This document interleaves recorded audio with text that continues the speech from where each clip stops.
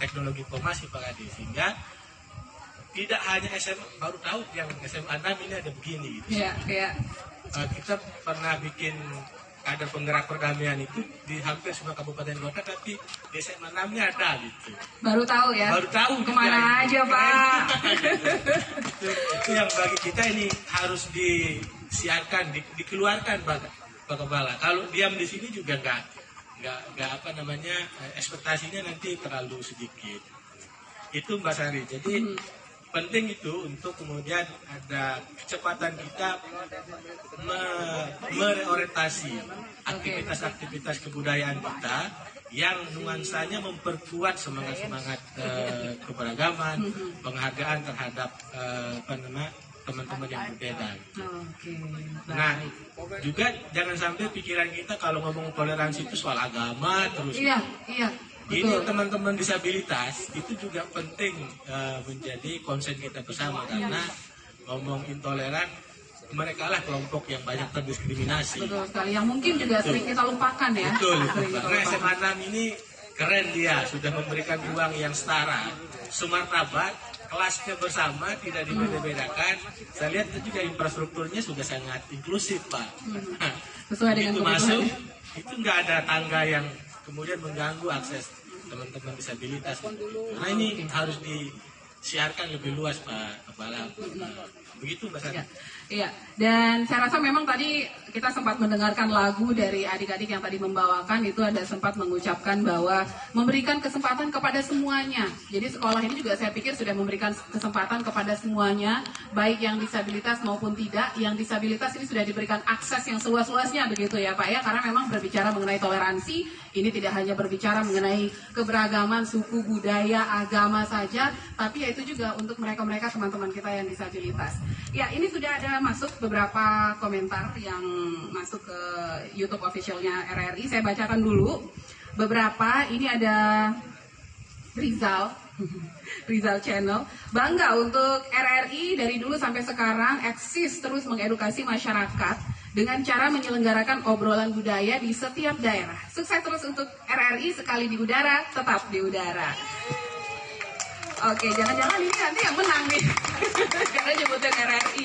Oke, selanjutnya ada lalu Ansori. Oh, justru ini mau bertanya nih. Mau bertanya, bagaimana caranya sih menanamkan sikap toleransi mengenai suku dan agama yang berbeda-beda kepada anak-anak kita. Terima kasih RRI, sukses terus, sekali di udara, tetap di udara. Nanti saya bacakan lagi ya. Sekarang kita lemparkan dulu ke hadirin yang ada di sini. Silahkan unjuk tangan.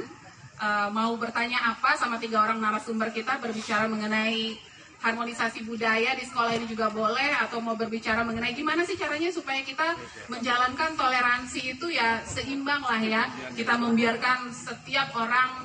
Nah, ini sudah ada yang mau bertanya, silakan langsung saja berdiri dulu, sebutkan namanya. Ini kayaknya kalau nggak ibu guru, staffnya nih. Oh, dari Kalimantan, silakan Ibu.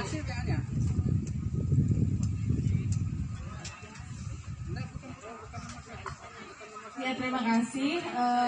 Begini Pak, yang mau saya tanyakan terkait orang-orang yang disabilitas. Kita kan membahas tentang toleransi selama ini. Yang kita bahas toleransi itu hanya melulu terkait suku, ras, agama, seperti itu. Nah, bagaimana cara kita itu memberikan wadah bagi mereka bahwa mereka adalah bagian daripada keberagaman itu sendiri. Sedangkan sekarang media-media itu banyak sekali yang kurang memberikan perhatian terhadap orang-orang disabilitas gitu, seperti itu. Terima kasih Pak. Oke, dengan Ibu siapa tadi? Ibu Kiki. Ibu Kiki. Oke, Ibu Kiki ya. Dari Kalimantan Bu? Oke, Kalimantan Tengah. Kalimantan Tengah sampai ke Lombok. Itu gimana ceritanya tuh? Oke. Baik, langsung silakan nanya kedua. Oke, ini mahasiswa rupanya. Langsung disebutkan namanya ya. Bismillahirrahmanirrahim. Assalamualaikum warahmatullahi wabarakatuh. Waalaikumsalam warahmatullahi wabarakatuh. Izin membuka masker. Silahkan. Yang penting jaga jarak deh ya. Oke. Perkenalkan, nama saya Hizbullah Al-Mustafa, mahasiswa dari Universitas Mataram yang sedang melaksanakan kegiatan PLP di SMA Negeri 6 Mataram. saya ingin bertanya kepada bapak-bapak narasumber yang ada di depan. Yang pertama, bagaimana cara kita menghilangkan jiwa-jiwa atau pikiran-pikiran untuk menegaskan bahwa identitas kita itu A, identitas itu B gitu. Karena menurut saya menguatnya identitas yang berlebihan itu mengakibatkan kita tidak lagi toleran gitu Pak. Jadi bagaimana kira-kira cara mengurangi gitu identitas-identitas, kan Indonesia banyak spektrumnya gitu. Oke, baik. Bagaimana caranya mengurangi identitas gitu? Bukan mengurangi terlalu Tidak menonjolkan identitas. Iya. Gitu ya. Oke, baik. Selanjutnya satu pertanyaan lagi. Sudah. Oke. Jadi ada 2 pertanyaan dari hadirin yang ada di sini dan 1 pertanyaan dari YouTube official tadi. Mungkin kita jawab dulu untuk yang pertanyaan pertama dari Laluan Sorry. Bagaimana caranya menanamkan sikap toleransi mengenai suku dan agama yang berbeda-beda kepada anak-anak? Silakan. Siapa dulu yang mau menjawab? Pak Muhammad Jayadi sudah angkat mic. Silakan. Jadi pertama soal bagaimana cara menanamkan. Ini penting mungkin dipahami ya. Ada salah satu quote menarik ya. Bagi kita ini sangat prinsip. Itu. Berbeda adalah hak. Namun jangan lantaran berbeda menggugurkan kewajiban kita untuk bersatu. Nah itu mungkin quote penting untuk menjadi alas kita melihat sisi-sisi keberagaman kita hari ini. Nah pertanyaannya bagaimana caranya? 1, perbanyak perjumpaan, perbanyak interaksi, jangan menutup diri. Itu cara utama kita, karena nggak mungkin kita toleran kalau kita tidak pernah bertemu, nggak pernah berdialog, nggak mungkin itu. Maka salah satu cara menyambung pertanyaan dari teman mahasiswa tadi itu adalah teman-teman mahasiswa itu harus banyak interaksi, banyak berdialog, banyak berjumpa dengan orang yang berbeda dengan kita itu. Sepanjang itu tidak dilakukan, maka eksklusivisme akan tumbuh di kita. Kedua itu adalah memperbanyak pagelaran semacam ini. Karena sepanjang orang berbudaya, kita bisa pastikan dia tidak akan radikal. Itu catatan kami nih selama melakukan kajian-kajian terkait itu.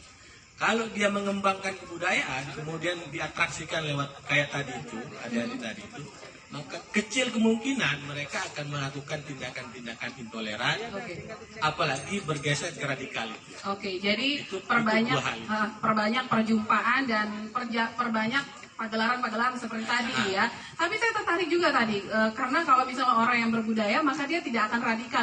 Radikal tuh apa sih pemahaman kita tuh? Karena kan orang kalau udah mikirnya radikal tuh selalu tujuannya tuh udah kesana aja deh pokoknya. Itu dia ya. Radikal itu adalah salah satu ekspresi yang cenderung tidak menegasikan peran-peran yang lain. Cenderung menganggap orang lain itu mohon maaf musuh gitu loh. Nah hal-hal itulah yang kemudian seperti Mbak Garis itu sedang berkembang itu di kita itu, sehingga sering tidak menganggap peran orang lain itu. Salah satu cirinya begitu itu, sehingga dia kemudian secara tidak memperhatikan adat istiadat di setempat, kearifan lokal setempat, dia ngelabrak aja gitu. Main labrak aja gitu ya. Hal-hal itulah yang bisa kemudian secara sederhana kita bisa bermain. Oke, mudah-mudahan kita bisa ketemu hal-hal seperti ini.